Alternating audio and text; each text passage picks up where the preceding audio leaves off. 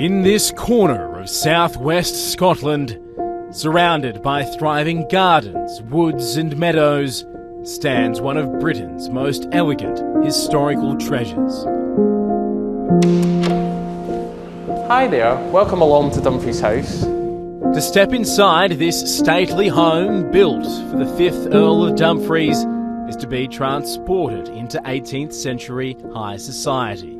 Every glint from these gilded finishes, the feel of the luxurious carpet and rugs underfoot, every wafting aroma from locally grown flowers and the chime from these ornate clocks. All greeting guests today just as they would have more than 250 years ago. In part due to the ceaseless work of the staff each day maintaining the 15 principal rooms, but overwhelmingly because of the conservation and refurbishing efforts of its current owner, King Charles. It's a wonderful place to work, and I think all of the staff here are very proud to work here and very proud of everything that's been achieved by the foundation and of course by His Majesty. For much of its life, the house was unoccupied, but even the highest standards of design and craftsmanship weren't immune to centuries of Scottish weather, ravaging everything in the 800-hectare estate before it went up for sale in 2007. Christie's auctioneers had appraised its contents. Buyers were circling. But the then Prince of Wales and his foundation swooped in with donations and a loan totalling around $100 million to save it, embarking upon a journey of restoration. When I started here, the estate did not look the way that it looks today. Many of the buildings that are now here didn't exist. It was rather overgrown. A near-dead sycamore tree best captured the decay. His Majesty was told it was beyond saving. Today, the restoration process has seen it grow well beyond its former glory, and the blighted landscape that once surrounded it is unrecognisable. Now the site of the Queen Elizabeth II walled garden, filled with flowers and terraces. A short walk beyond here, you'll come across the Chinese bridge topped with dragons. Built from schematics uncovered in the house's basement to modern structural standards, offering a tasteful contrast to the Georgian architecture the estate is renowned for. And nearby there's even an equally mythical hedge maze beloved by the King. It's been incredible. So much has been achieved in such a short space of time. Dumfries House, since His Majesty became involved, has been restored and conserved. The estate has absolutely been transformed. Beyond the grand architecture, the house is a treasure trove of valuable pieces of furniture. None perhaps more so than this Chippendale bookcase, potentially the world's most expensive, with an estimated auction value in 2007 of between $40 to $50 million, around half the sum the King's Foundation paid for the entire estate. Thomas Chippendale is known as the Shakespeare of woodwork. In a sense, a magician of the artisanal world who became famous for revealing his secrets. Exporting his designs across the globe, it's believed 600 authentic pieces survive today, 10% of which all exist here. A huge drawcard for the 30,000 guests who are welcomed on tours each year, not to mention the 150,000 annual visitors to the grounds. Not a manicured estate of landscapes you might find at other grand locations. Instead, a wilder environment where nature has as much of a hand as the groundskeepers in shaping the estate. This garden, the Education Garden, is perhaps one of the places on the Dumfries House estate that best embodies His Majesty's passion for nature and philosophy of harmony. Vegetables are grown here organically by locals, many literally going from farm to plate for use in catering at the house. Work here never stops, really, does it? What are you doing here? Well, today I'm actually just weeding in between the potatoes. Julie Dougal's a horticulturalist from the surrounding East Ayrshire area.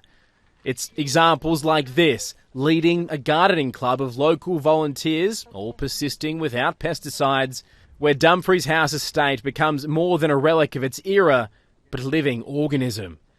Teaching skills to locals like gardening or sewing, woven into the history of the region. Years ago, this was a very important mining community, and then with the demise of that coal mining area, we need everything we can get, and all the kind of skills, training and involvement with local communities. So I think Dumfries House plays a part in that. But like much of the grounds, the ambition that's driven this vision is growing.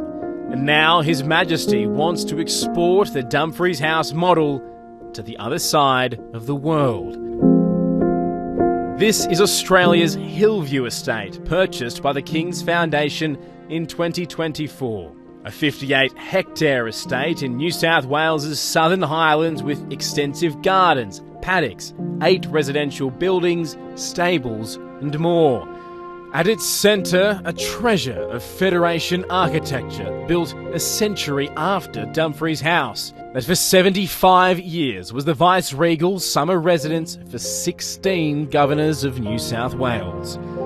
Boasting its own collection of hundreds of furniture pieces and more than 1,000 unique items.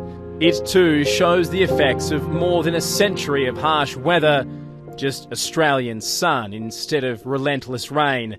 The man tasked with rejuvenating this canvas is Constantine Iname, the Foundation's Australian CEO.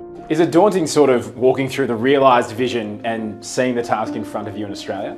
Yeah, of course. It's also exciting because I've seen so many things change here and so many things happen. Like the lodge, which is now the accommodation, was where we were teaching thatching workshops. You had birds flying in and out and, wildlife, and now it's got a Michelin key. The restoration of an 18th century structure required 18th century skills like stonemasonry and more that are currently taught to thousands of students on site. Butlers are also needed to provide guests an authentic experience. An unthinkable career choice for local young men, many of whom were previously unemployed. Go from one day serving a wee old woman, and then you could go from that to maybe serving Idris Elba or Benedict Cumberbatch. It's crazy. Arts once lost, now rejuvenated like the home at His Majesty's direction. He really believes that over the last however many decades, we've kind of lost that connection with nature. We've stopped considering ourselves a part of nature, and we've started becoming a part from nature, and we want to rekindle that connection. This archway posed one of the most painstaking conservation challenges. It was inherited in dull grey. What lied underneath was unknown. It took 3 months of specialist work with scalpels and solvents to uncover these colourful details before the rest of the hallway could be restored in the same style. What's really exciting me about Hillview is we're at that part of that journey now where we're going, where can we have maximum positive impact in Australia? Like, what are the traditional crafts and skills that we need to start educating in Australia? Where unless we help the next generation of makers realize that that skill is important, we lose that part of Australian cultural identity. Quickly, parallels between the properties come into focus. East Ayrshire is the home of Robert Burns, Scotland's most famous poet, while the regions between Sydney and Canberra, where Hillview sits, served as the inspiration for Banjo Patterson's bush ballads.